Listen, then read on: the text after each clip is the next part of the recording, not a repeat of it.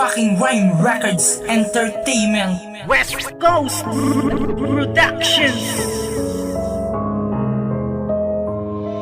Mapayagpag na mga grupong kilala, subalit dati ay parang mga batang makikita pa sa kalye. Nangangarap lang sumulat, nangangarap lang sumikat, nangangarap makilala, nangangarap ding kumalat. Ang mga kanta nila nakabisado ng ilan, na pag nakita ng harapan ang itatanong ilan pa ba ang iyong ilalabas na kantang di pa na ilapat. At tanong pakiramdam kapag ikaw ay nakaapak sa taas ng entablado, pag ikay nagtatanghal. Kapag kumakanta ka ba, ang kaba natatanggal? Magkano na ang iyong kinita sa pakopya mo na plaka? Meron bang mga recording na ang kalabog ay lata ang tunog? At ilan na ba ang chicks na iyong nadali? At ilan na ba ang rapper na iyong nakalaban dati?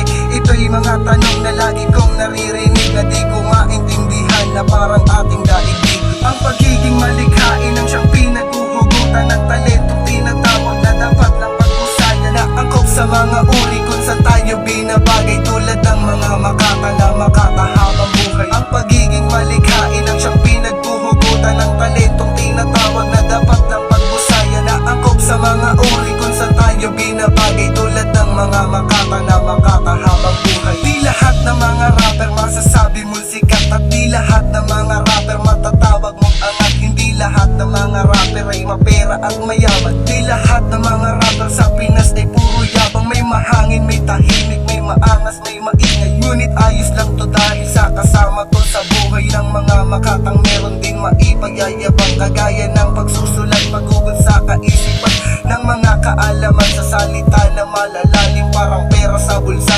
Imposibleng di dukutin at kuhain, ibili sa bagay na mahalaga, na parang mga pahina na sa libro itinagya. Laging tapos, laging buo, ganyan ang buhay ng makata, na ang tanging hanap buhay ay pagsulat ng talata. Na kapag binibitawan ay sabay sa musika, na kung tawagin ay talento ni Francis Magalona. Ang pagiging malikhain ang siyang pinaghuhugutan ng talentong tinatawag na dapat lang pag-usayan. Na angkop sa mga uri kung saan tayo binabagay, tulad ng mga makata na makatahabang buhay. Ang pagiging malikhain ang siyang pinaghuhugutan ng talentong tinatawag na dapat lang pag-usayan. Na angkop sa mga uri kung saan tayo binabagay, tulad ng mga makata na makatahabang buhay. Ang kilalang mga makata sa mata ay para lang natural na mga tao, na maging sa ibang publikong kasalamuha mo noon, ngayon at bukas. Personal na tao ring hinaharap ang bawat bukas. Mga bagong araw na kailangan na naman ibuhos ang talino sa papel, na tila ba di na uubos gamit ang sulat kamay, na tinuturing na sandata na talento sa pagsulat ng mahusay na makata. Na kahit hirap umani ng papuri at respeto, ay patuloy sumusulat ng uri at ng estado, ukol sa pagmamahalan